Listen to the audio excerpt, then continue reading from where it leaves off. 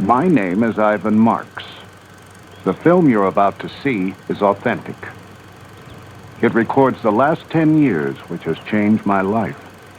I stumbled on something that I could not believe at first, but soon realized it had significance on me and everyone around me, which could not be ignored or underestimated. The Eskimos call the subject of my story Bushman. The Colville Indians of upstate Washington call him Sasquatch. The Hoopas of Northern California call him Oma. But right now, let's just call him Bigfoot.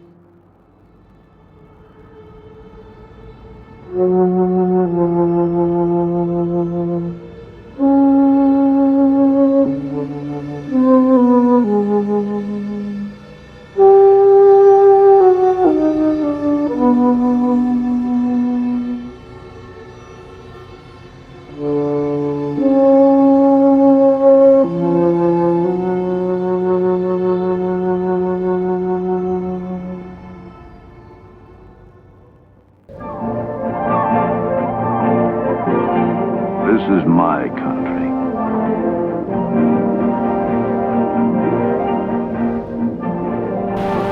I've spent all my life in areas like this, as close to the animals as a man can get.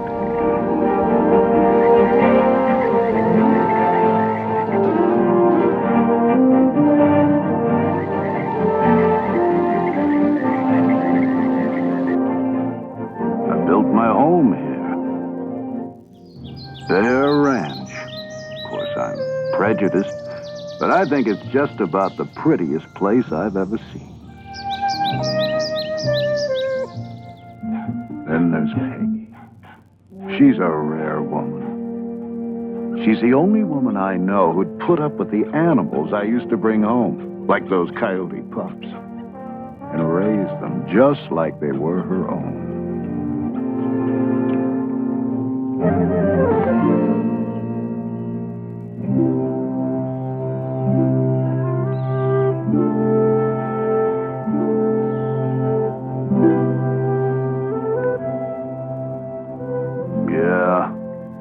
We've shared more ups and downs than there are in the High Sierra. Those were good days. Simple, clear cut.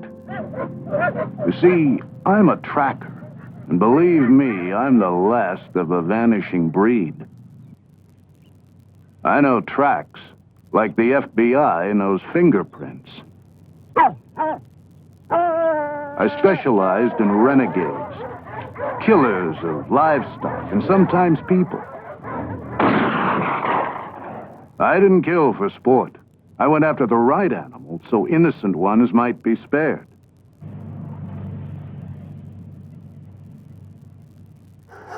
I learned trapping from my dad's shoulders back in Illinois.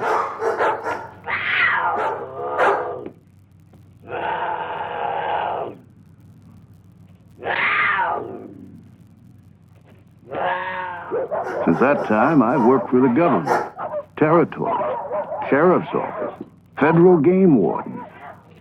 When they had a renegade, they knew who to call.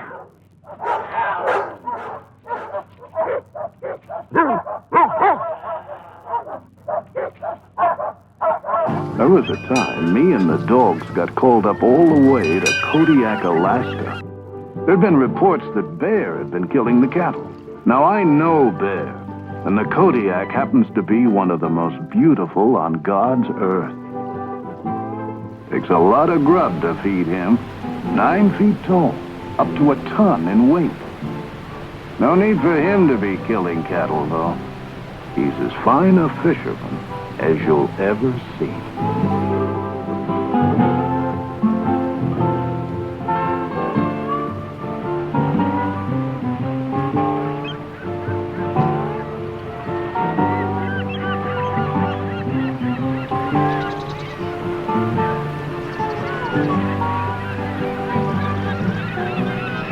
The ranchers were getting $5,000 bounties on these so-called cow killers.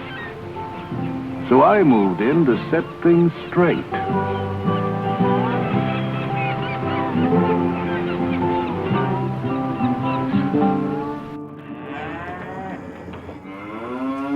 I met a rancher who said it ain't Kodiak killing my cattle. I'd finally found someone I could talk to. He said, Bigfoot. Straight-faced as could be. He said Bigfoot's been killing my cattle. Bigfoot? I checked the carcass and saw the cow had died naturally. The bears just fed on its remains.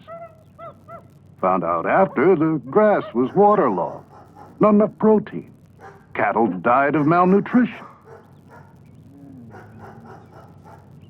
Kodiak? Bigfoot? People always want their questions answered in such neatly wrapped little packages. Well, I'd heard about Bigfoot. Some abominable snowman who'd wandered across the Bering Strait before the Ice Age. I couldn't believe a grown man would tell me a Bigfoot was killing him. What a bunch of hogwash.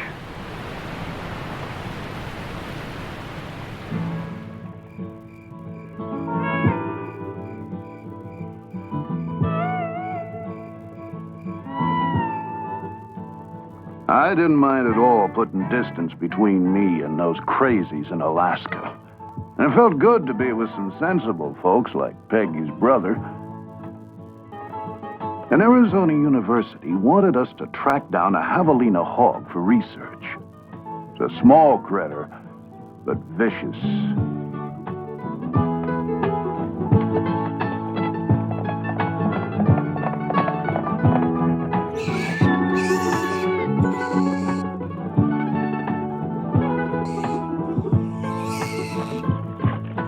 Well, I told my brother-in-law about the wild Bigfoot story at Kodiak, but he didn't respond as I'd expected.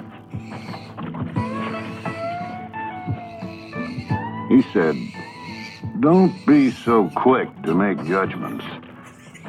There's something I want you to see." He took me to what Indians called the land of petrified wood. There, carved in rock, were drawings of a creature with big hands and big feet, exactly as I had heard Bigfoot described. The drawings were 700 years old. They told how creatures the Indians called stickmen had come in the night and stolen the Indian children. The Indians abandoned the village in fear.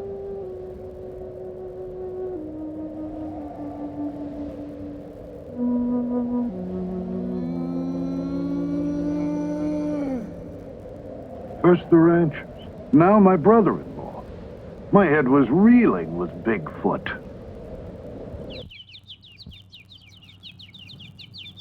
The stories are just so many words. So I soon forgot about him, till I was up tracking a mountain lion. And I found these tracks. Now, they looked much like human footprints, but they were 18 inches long, 6.5 across the ball of the foot, 5.5 at the heel. They were the hugest I'd ever seen. Tracks were so deep, they had to have been made by at least a 500-pound animal. And the hair, I couldn't identify it. The toe prints were spread around small rocks and dug into the earth, showing whatever made them could cover pretty rugged country. And the stride was enormous, 52 inches in length. Man's only 30. Now, they were fakes.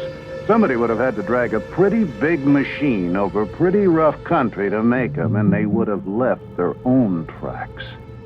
I saw where a creature had stumbled.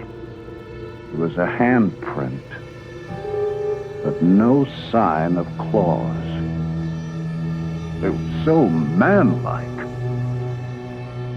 I was mystified, so I made plaster casts and sent them with the hair to a lab for analysis. Well, I tell you, I was glad to get home. Our pups were growing, and they didn't give us much time to think about everything that had happened.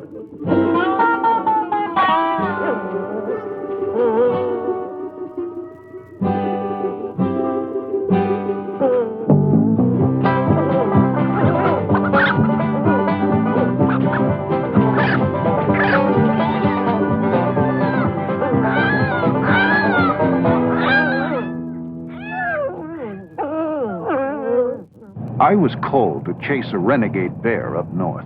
This time, I wasn't so eager to return to the mountains. Tests had shown the hair samples and tracks couldn't be matched with any known animal. I was uncomfortable.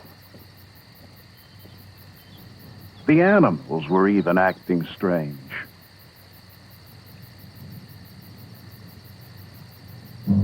I soon found out why. I found the bear I was looking for, but not in the condition I expected. Another track, just as I'd seen on the mountain.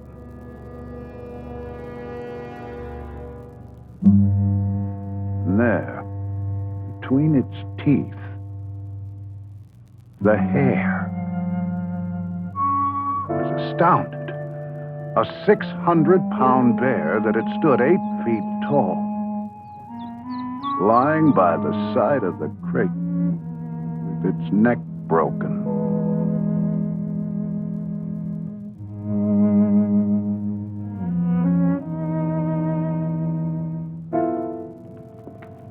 Now, I wanted to find out everything I could about Bigfoot. I advertised for any information or leads. You can't believe the number of stories people had to tell. My friends laughed at them all. Okay, I'd laugh too. But things were different now. I had to figure out what was fact and what was fiction. There were reports of creatures 12 feet tall, 800 pounds, that prowled on 2 feet. Now that's absurd, scientifically impossible. No creature that size or weight could even stand upright. And as for tracks, you can't imagine the number of kids I found running around the woods making plywood fakes. Tales of hunters being ripped apart, campers kidnapped and never heard of again. But 4 features, all the reports shared, were the dark hair, the domed head, the large footprints, and the glowing red eyes.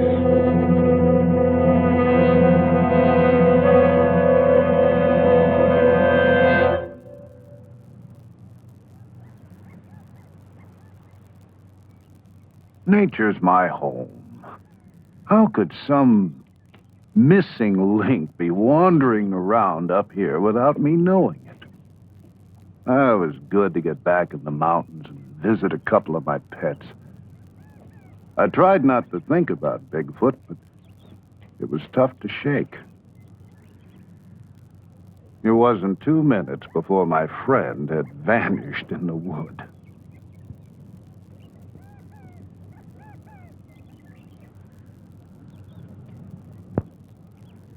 Well, I set out after him, but I couldn't find him anyplace.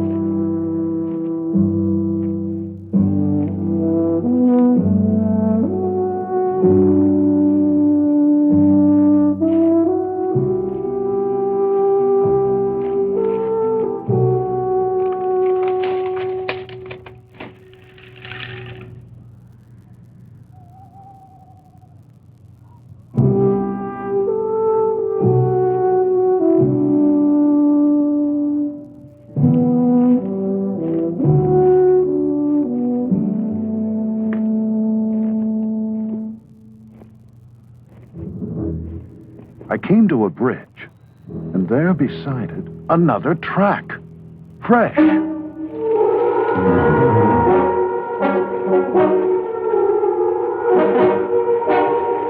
legs were moving before I realized what I was doing. I couldn't believe what I'd seen. I had to get a closer look.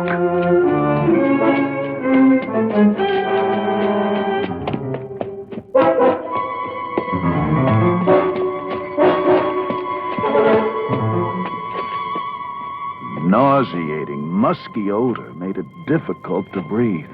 But I had to find out what I'd seen.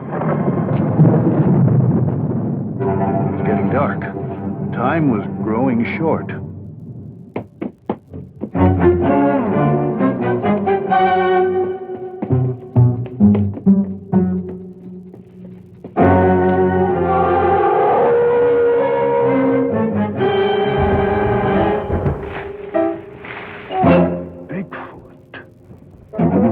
I'd seen Bigfoot.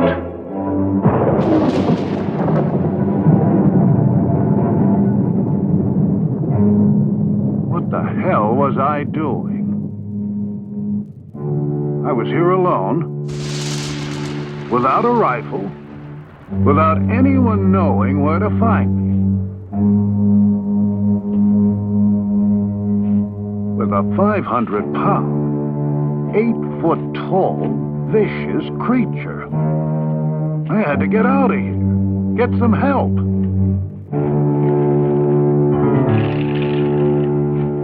I had to show people what I'd seen. The footprints.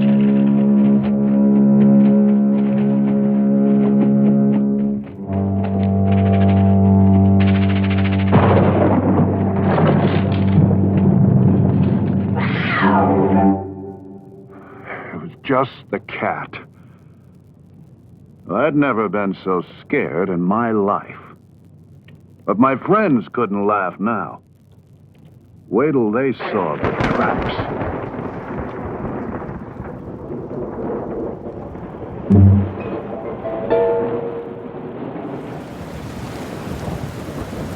But the rains came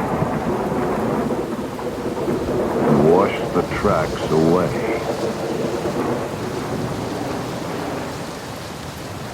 Hurry, hurry, get your Bigfoot burgers, 2 burgers. Now, people's attitudes toward Bigfoot made me mad.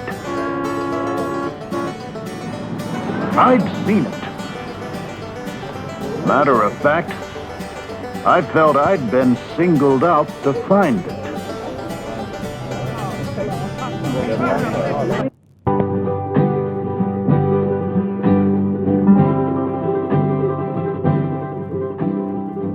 Where do you begin? Jackson Hole, Wyoming.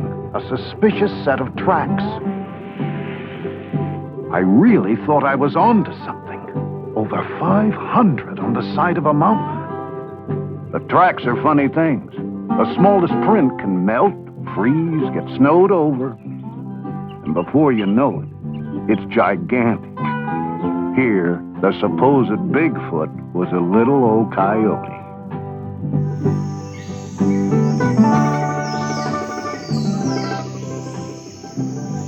The redwoods, an endless source of sightings.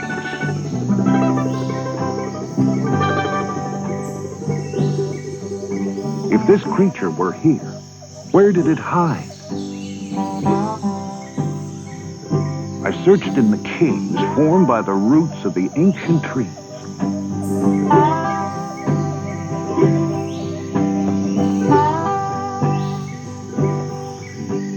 Here were perfect shelters, large, dark, secluded, hideaways to recover from injuries. Refuge for many forest animals from the elements. Protected privacy when giving birth.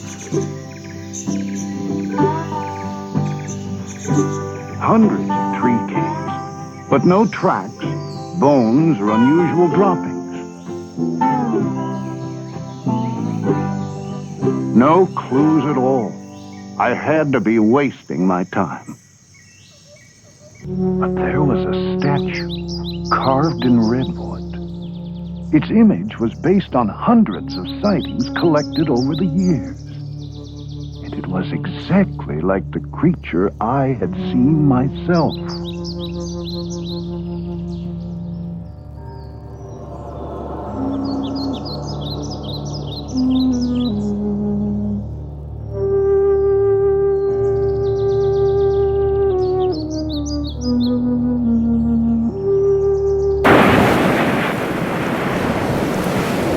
Oregon coast. Reports of Bigfoot feeding during the run of the nightfish. The shore was secluded. Food was plentiful. It seemed a perfect place for the secretive Bigfoot. So I waited. You don't know what it is to wait till you've been a tracker.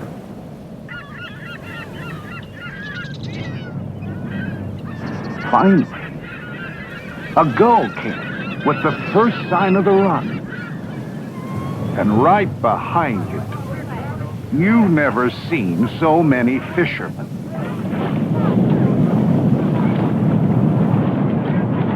My secluded beach turned into Coney Island. Only way Bigfoot could show up here was wearing swimming trunks. One bum steer after another. How was I supposed to know which lead to follow? I was running out of time, and I was running out of money. As we left, I felt like the waves were laughing at our backs.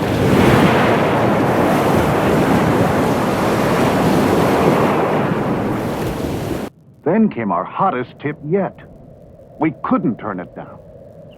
Snowbird warned us of an upcoming storm, but I was too excited and ignored it. The area was rich with wildlife. And why not Bigfoot?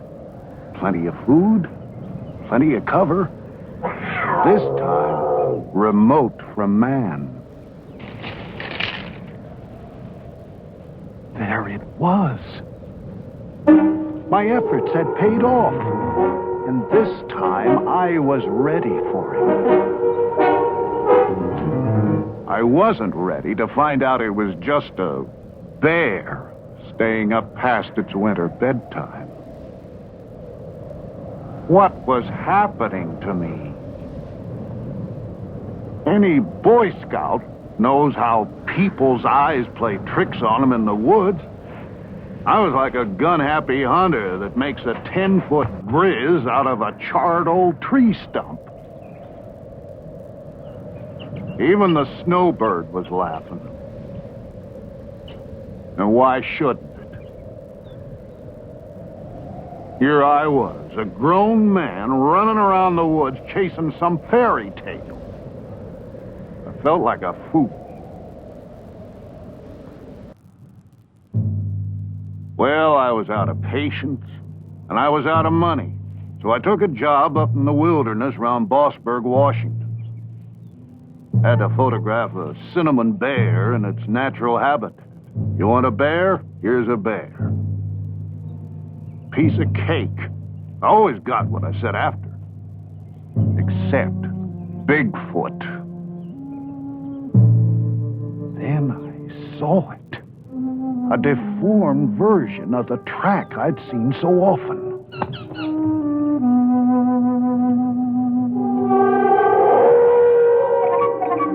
There it was. Finally, face to face with Bigfoot.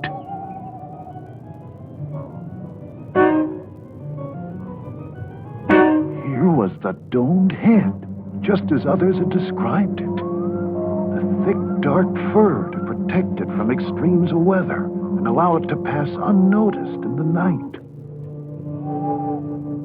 I saw it, photographed it. But scientists challenged my film.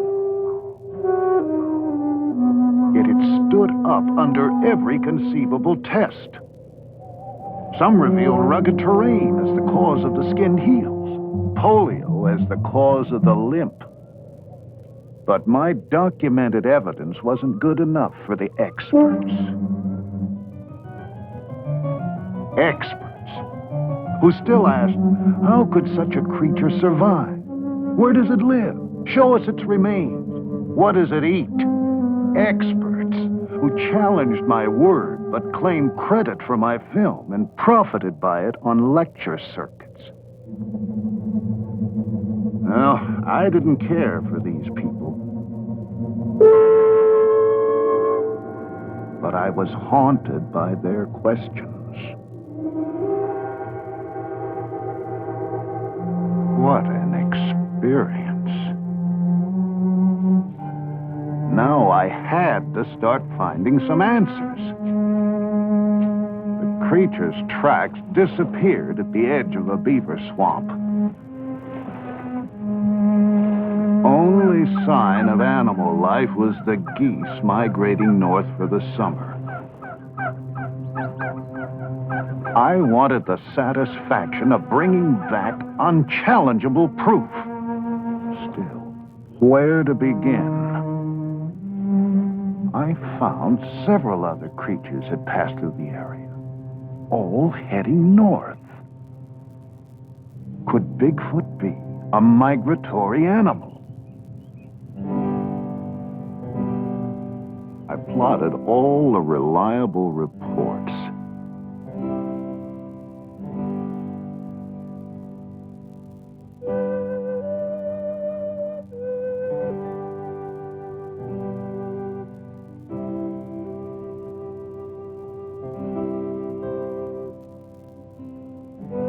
There actually seemed to be a migratory pattern extended over thousands of miles. If this were true, I'd have some means of predicting the creature's movements and a good chance to find some answers to my questions. Bigfoot always stayed in very rocky mountains and isolated terrain. The greatest number of sightings, and the only ones of the Bigfoot young, were in summer, above the Arctic Circle. Could that be where Bigfoot migrated to breed? If I move rapidly, I might find a clue before season's end.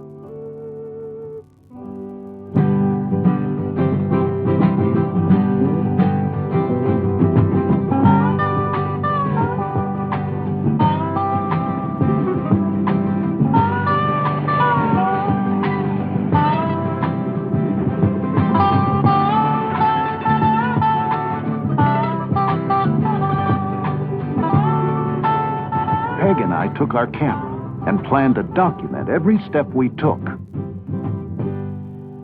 The lava beds, Modoc, California. If Bigfoot were a migratory animal, my theory had to hold up all along the way. A track, centuries old, preserved in the lava. My theory was working. But I wondered how Bigfoot survived the violent eruptions that brought the lava rock. As usual, nature provided me clues. I saw these two little ground squirrels so much in love they took no notice of me or the dangers around them.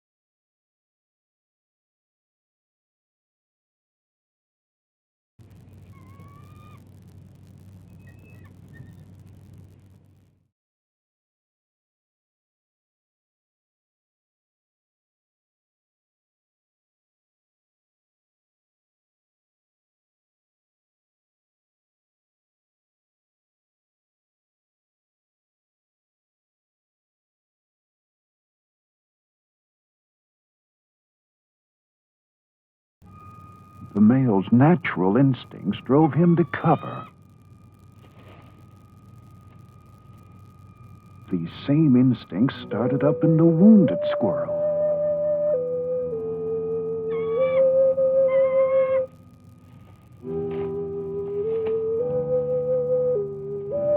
Nature was reminding me of her basic law: survival.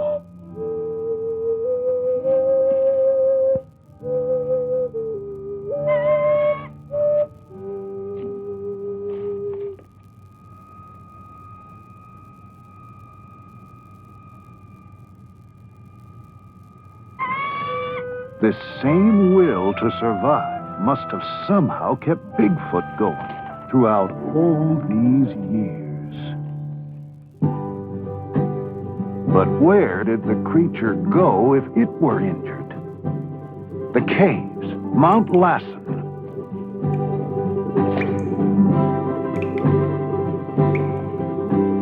The Hat Creek Indians believed they were inhabited by an evil ape man. Now I was hot.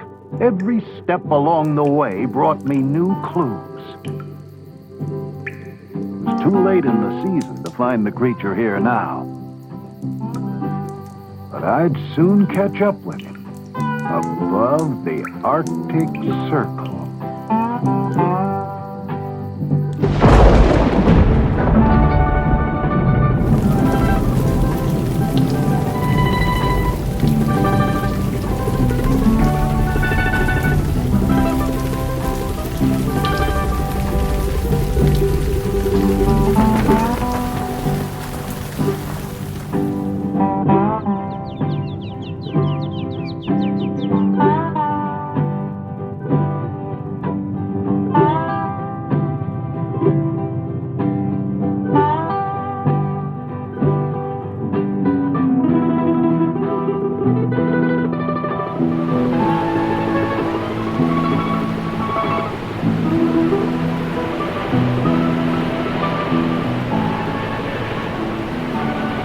Peg and I found the people up north different. They encouraged me, took my search seriously. Like the lumberjacks, mountain men, like myself. The first into the midst of the wilderness, which meant first with stories of Bigfoot. Most of their sightings came at the time of year I'd anticipated. They were sure when Bigfoot passed because strange happenings followed in a nearby valley.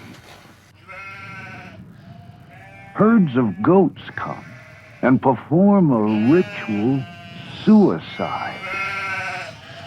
Sure enough, the goats were there, looking as if they were grazing normally, but actually eating pounds of dirt. With one gulp of water, the earth turns to cement, and they die, lying in the shadow of Bigfoot, etched in rock 26 feet high, and the wolf, his only known traveling companion. What went on in this valley Bigfoot passed through went against all the natural laws of survival. And the rock formations, too massive to have been shaped by man, presented another, totally unexplainable, natural phenomena. To those who cried, for Bigfoot to exist goes against every bit of scientific data known to man, I could now say how much more there is to know. I felt close to the adventurers who'd left their calling cards at Watson Lake as they crossed into the Yukon, and even closer to those who'd made a similar journey at the turn of the century, who set out after something they didn't know where to find, but knew was out there someplace.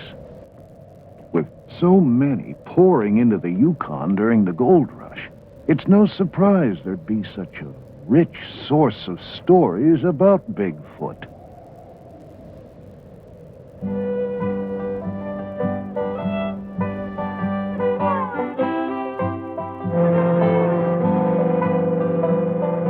the first time in my life, I understood what made people like that tick.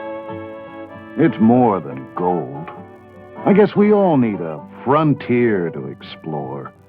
Don't necessarily have to go off into it. Just makes you feel kinda good knowing it's there.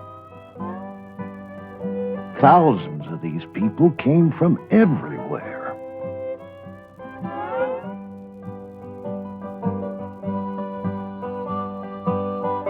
Tent cities sprung up where no man had ever even walked. If Bigfoot came here to keep clear of man, its seclusion didn't last for long. Such a rich source of information had to bring new leads. Sure enough, an old miner's story told how the glaciers up there were the burial grounds of the Bigfoot. That would explain why there were no remains. The creatures carried their dead over thousands of miles just to deposit them in crevices that opened up in the spring and fall. Can you imagine?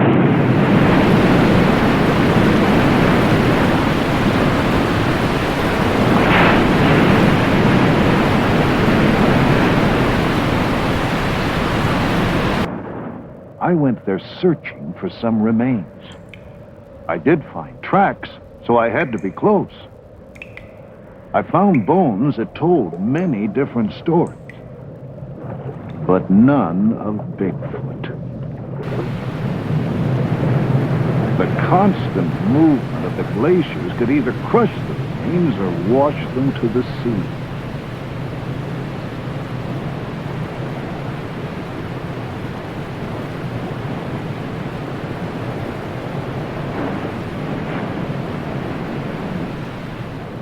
Burial grounds of the Bigfoot. I thought of the people who were the source of these stories. Their friends called them crazy, and some of them might have been. But you wouldn't believe the extremes they went to for their fortunes, romance, and the unexplored.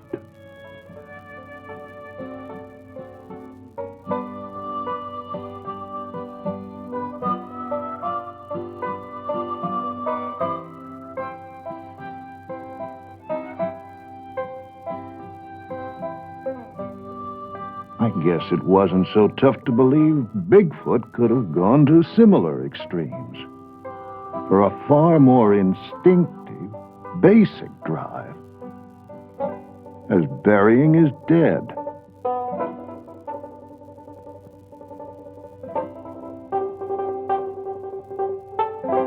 So many questions.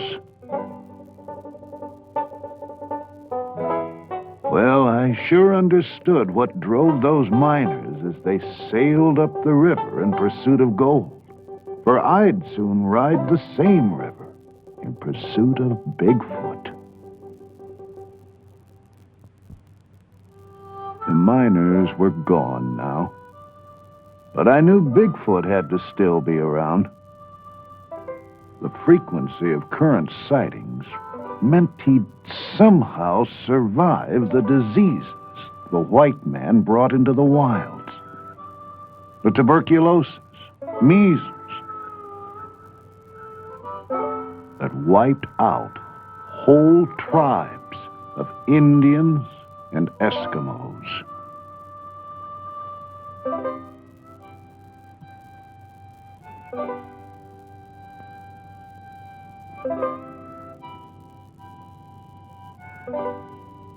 He'd even survived the violence reaching out from the boomtowns. Now I understood why Bigfoot steered clear of man. He had to, in order to survive. However vicious the creature might be, I gained a lot of respect for the elusive Bigfoot and its ability to endure. But if we were to find it, we'd have to get to the furthest outpost of civilization.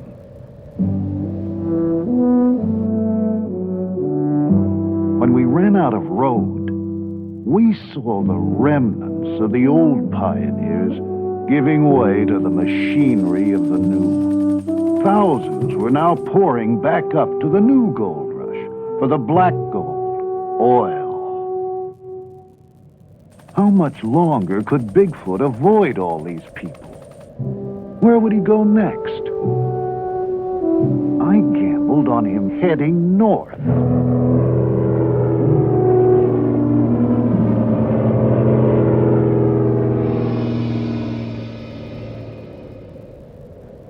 Well, traveling had been tough, so we treated ourselves to the fanciest hotel in town. There, Yukon Frida. Her sketches were based on recent sightings and descriptions of Bigfoot from that very area.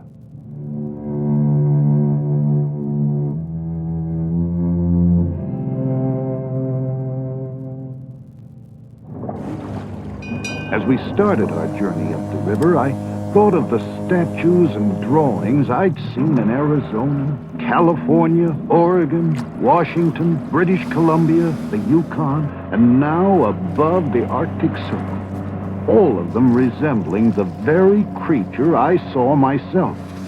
They were too similar, over too vast an area to be coincidental. But these images weren't good enough for the experts below. I still had a lot of questions to answer. There were no grocery stores up here, so we ate off the land or purchased fish from the Eskimos.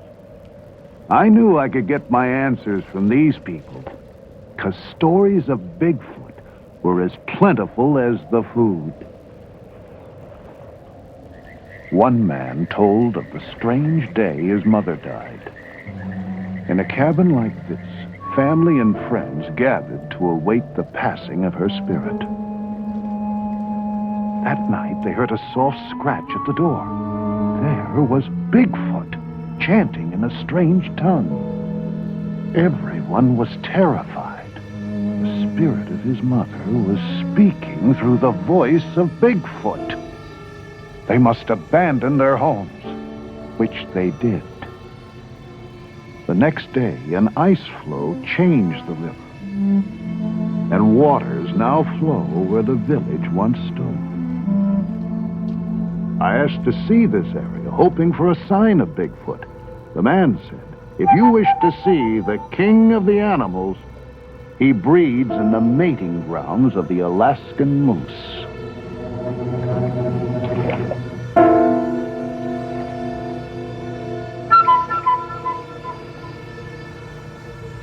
The moose came, as if a sign, reaffirming the man's words.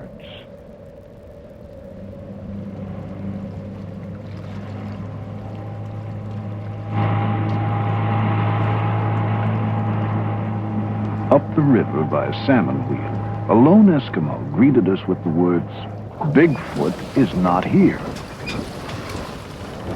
How did he know what we were after?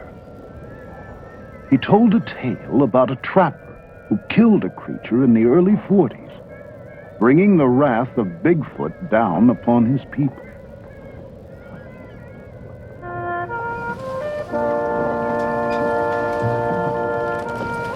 He said, one night I was caught out on the trail with only a few minutes of twilight left. The lights began to shine in the sky. They were bright. Traveling was good. Then the snow turned red. To the north, south, east, and west, rivers of blood flowed across the sky and down into the snows. It seemed to be the last day of the world. Bigfoot was punishing us for bringing it sorrow. But then, the good white light rose from the north. What followed was a battle of 1,000 warriors. The white light was the spirit of Bigfoot, left to die by the trapper. It returned in the form of a white raven to to protect us from the red wrath of its grieving brothers. If you travel the river, you may see him. And if you do, he will bring you luck.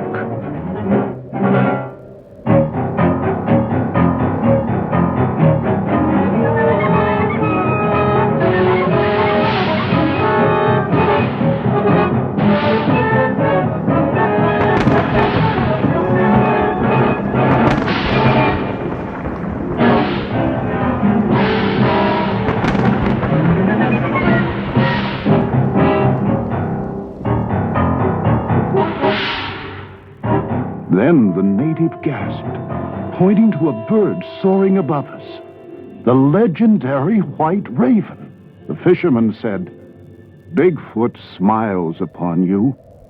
You will bring word of him to the people below."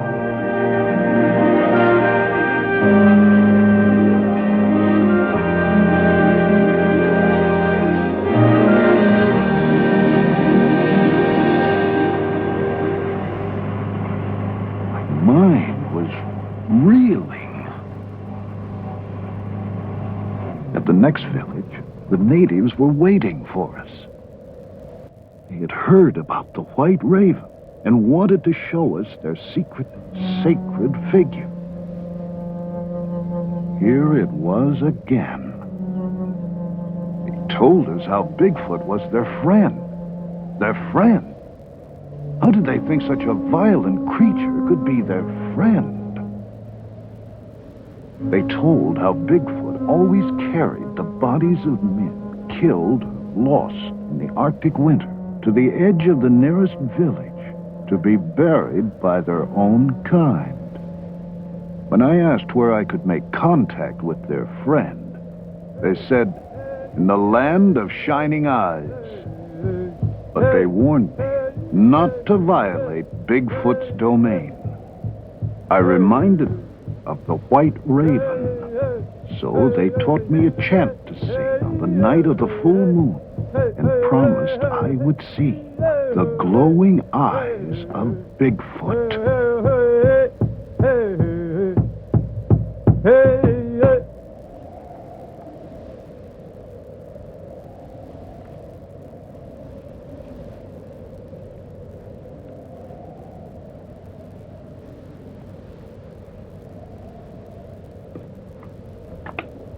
Well, I wasn't going to have a thing to do with any chanting. So I set up walkie-talkies 300 yards from the tent to monitor any movements on the tundra during the night. At the first sound, I'd have a jump on the creature.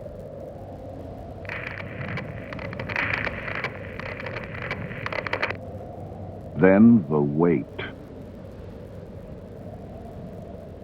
The land was lush with vegetation. Perfect feeding ground. Berries, lichen, gnats, bugs, millions of fish. Not just a land of ice and snow. I understood why Bigfoot and so many animals flocked to the Arctic to breed, raise their young.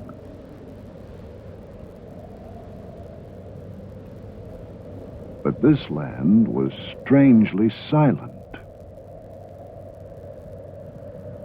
Where were the animals?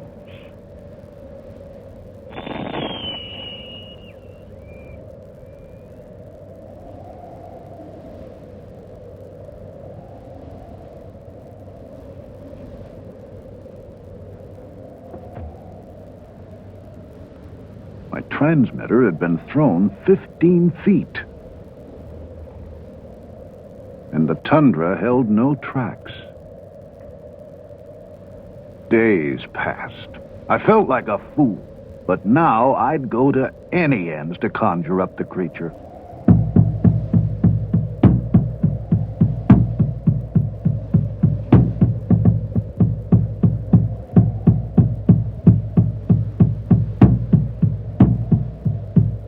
Soon Peg saw what she thought were two car lights approaching.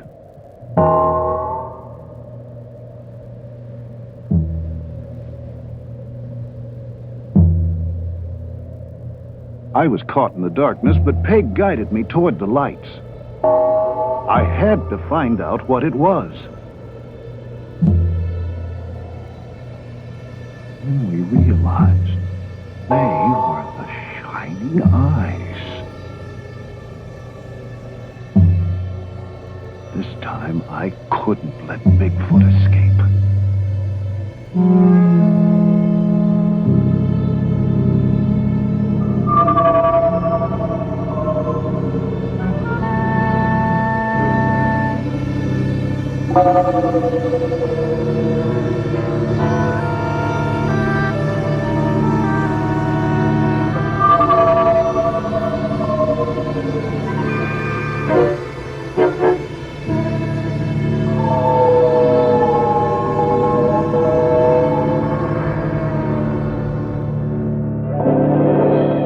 But dawn broke, and it disappeared behind a rainbow.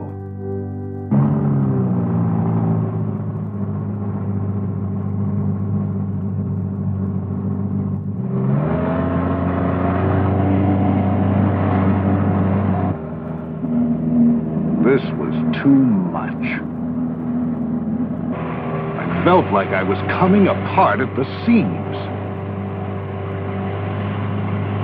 Here I was, an experienced mountain man all my life, acting like a spooked tenderfoot.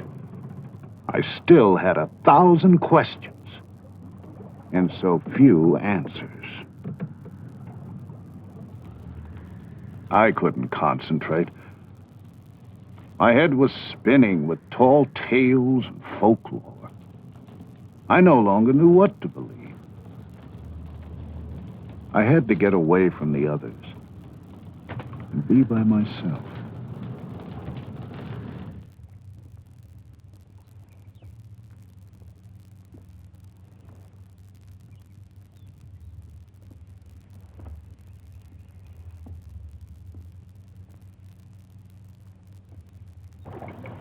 There were the salmon, back after 10 years of living in the sea, to spawn in the exact place of their birth, and then to die. They reminded me of those I'd seen at Kodiak in the days when I was a pure tracker, stuck to nature's signs and wasn't so confused with all the legends and stories of man.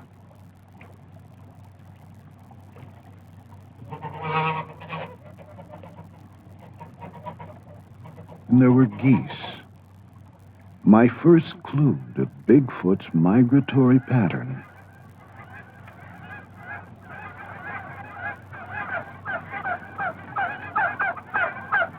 I began to feel close to nature again.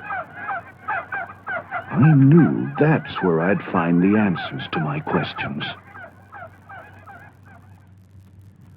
And the caribou, watching velvet off their antlers release swamp gas from the tundra to glow in the night.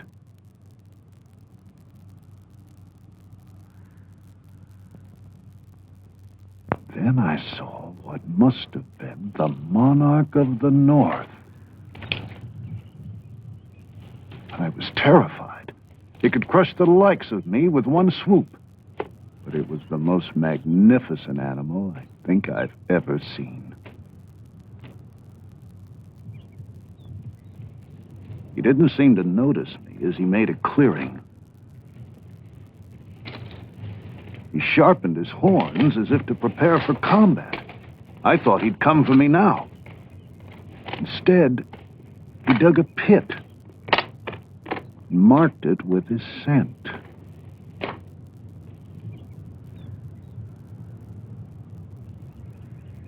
This attracted cows from all over the area and seemed to warn other bulls to keep away.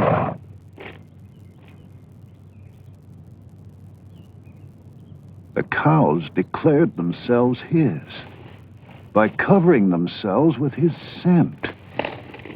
I'd made it.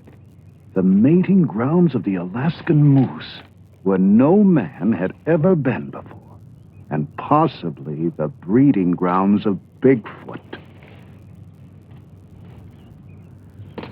Some young bulls seemed a little overeager and found the monarch defending his territory against all intruders,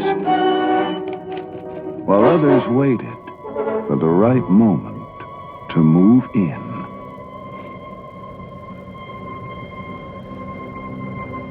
Then he saw me. But luckily, a match for the monarch challenged him for his cows and territory.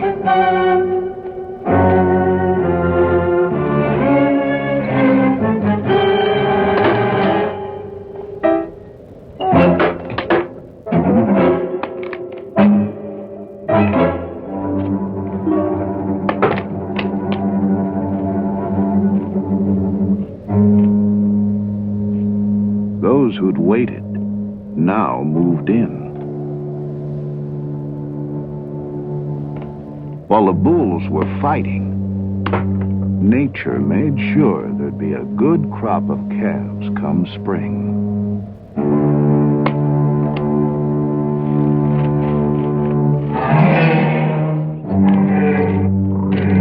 Finally, the monarch triumphed.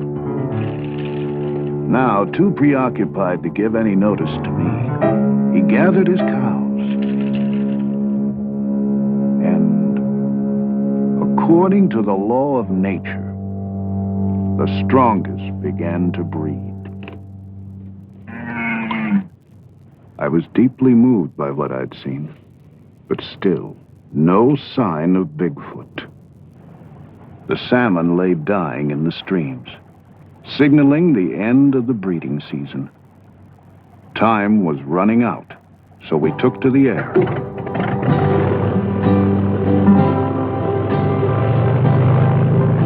The Arctic winter could close us in at any moment, so we had to move fast.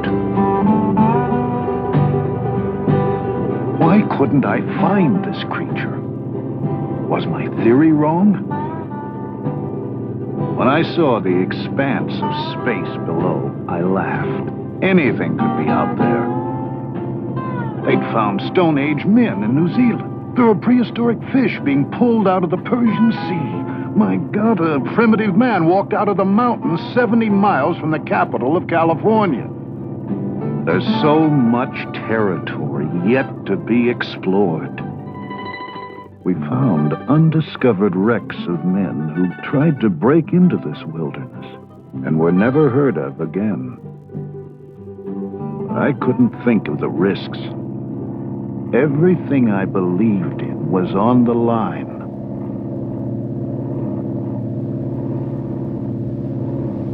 Suddenly, the pilot whipped around.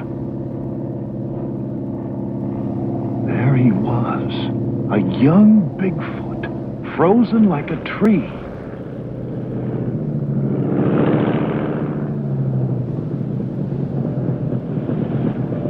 We raced back to the river, but he slipped away.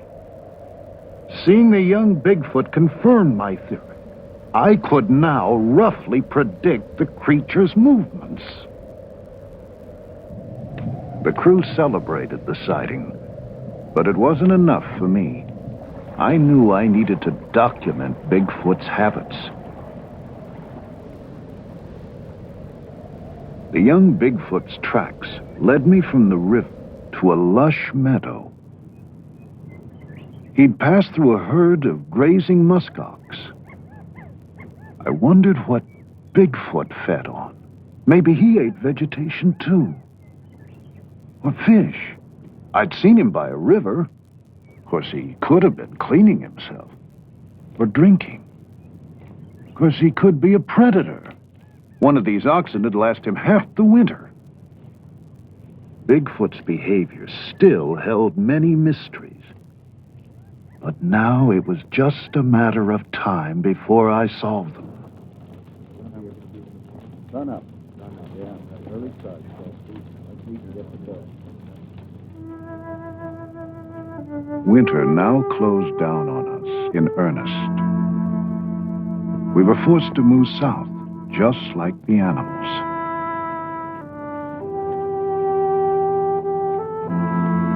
The caribou gathered for their migration.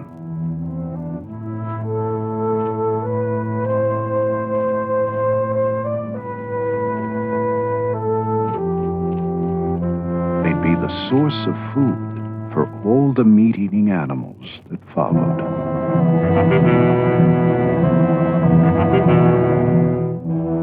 If Bigfoot were a meat-eater, he'd feed on caribou too. If I could prove that he did, I'd have a clue to the place he held in nature.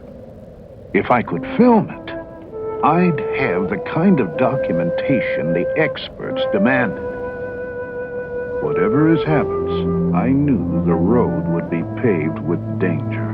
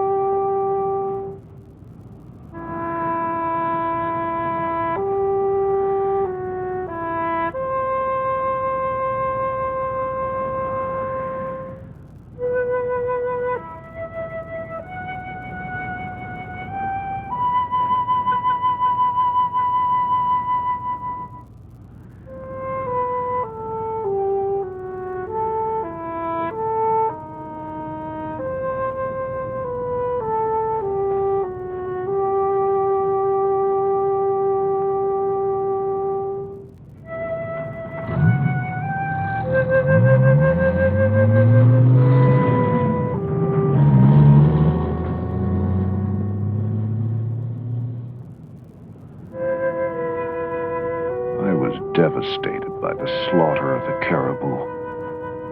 I kept thinking of Bigfoot and its migration. It had to be protected. It could be wiped out before I had a chance to study it. But how could I get protection for something so few believed existed? I needed that unchallengeable proof I'd first set out for. There was no sign of Bigfoot with the caribou. It must eat vegetation or fish. The perfect place. Beaver Swamp in the spring.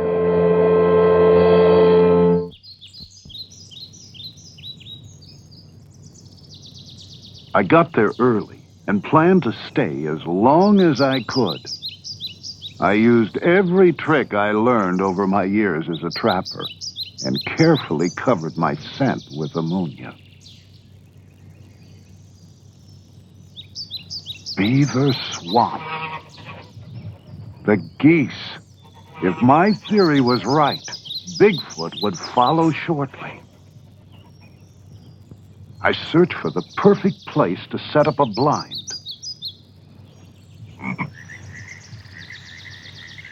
When I found it, I moved in and set up my cameras.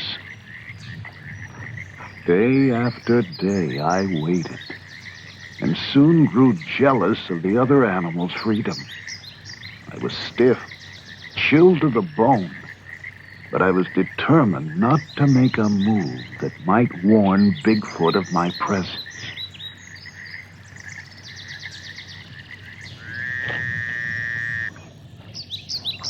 What if he didn't come?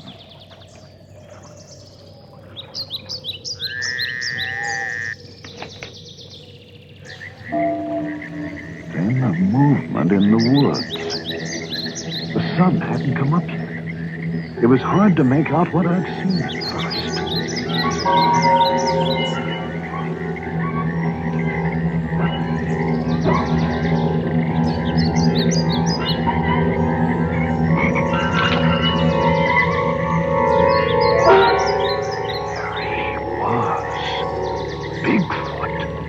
standing no more than 100 yards from my blind.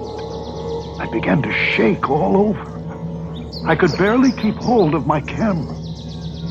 He was awesome.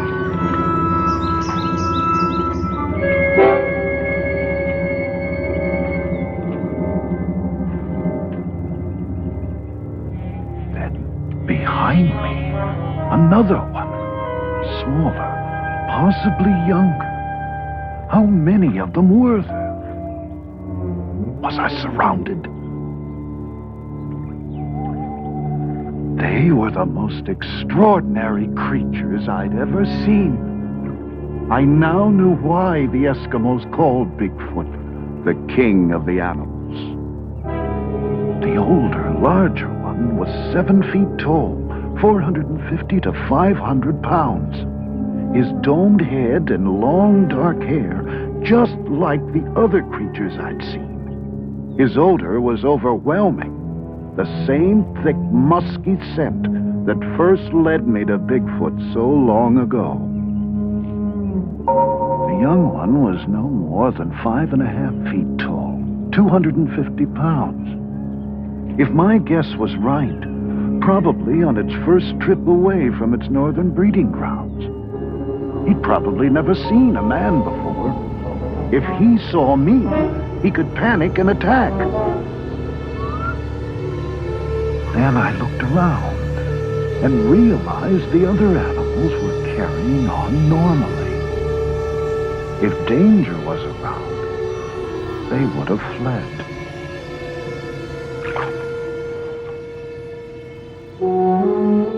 Just as the Eskimos had said, Bigfoot is a benevolent creature. It doesn't even attack or feed on other animals. It seems to eat only vegetation or sometimes fish. Here it was before, pulling up the tender swamp grass with its hands. Remarkable huge hands that seemed capable of grasping, scooping up drinking water, and splashing to rid itself of parasites. I'd done it. Here I was again with Bigfoot. Unchallengeable proof my theory had worked. It is a migratory animal, and I now have the documentation of its habits I needed. Now we can begin to understand the place this creature holds in nature.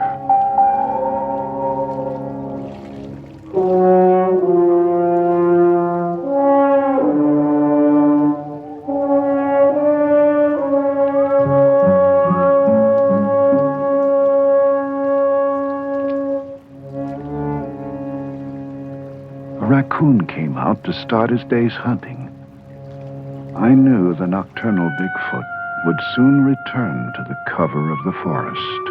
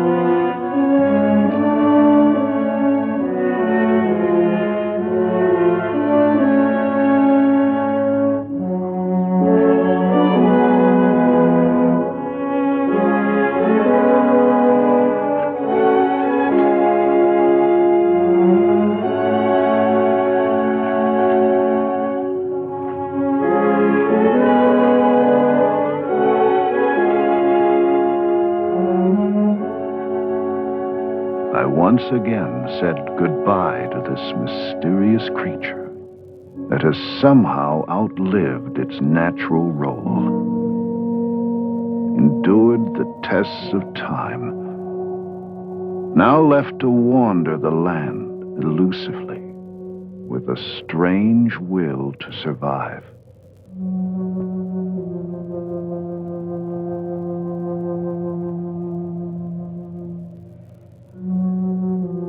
Oh, I still have plenty of questions, and I'll continue my search for the answers now.